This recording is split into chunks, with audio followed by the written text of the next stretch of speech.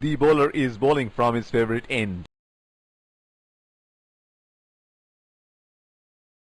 He is unlucky there and once again hits straight to the fielder.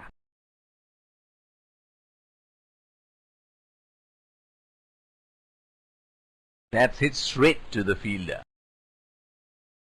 The captain has been good with his field placements.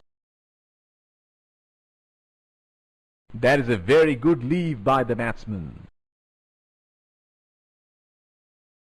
Would not be enough at this stage.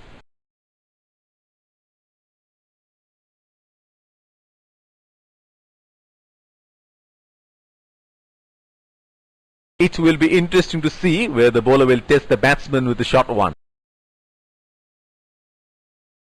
That's hit straight to the fielder.